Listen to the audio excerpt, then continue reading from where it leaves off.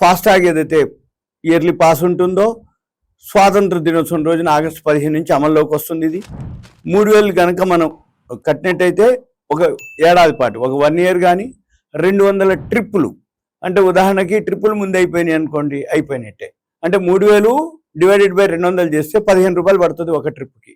ఉదాహరణకి ఇక్కడ నుంచి విజయవాడ అనుకోండి, విజయవాడ ఇక్కడ నుంచి కరీంనగర్ ఎటన్నా సరే మనం వెళ్ళినాం అనుకోండి, మధ్యలో 3-4 టోల్ గేట్లు ఉన్నాయి అనుకోండి, అంటే ఒక్కొక్క దానికి 15 అప్ అండ్ డౌన్ జరిగింది అనుకోండి.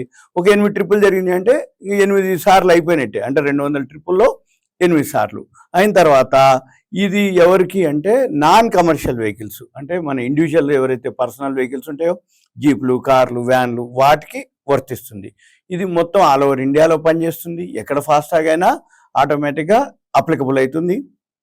ఇది జాతీయ రహదారుల పైన యాక్టివేషన్ కోసం దీన్ని చేయటం జరిగింది. దీనికి లింక్ ఇస్తారు. ఆ లింక్ ఇంకా ఓపెన్ కాలేదు, ఓపెన్ అవుతుంది. ఓపెన్ అయినప్పుడు మళ్ళీ మీకు చెప్పడం జరుగుతుంది. ఇంకా టైం ఉంది.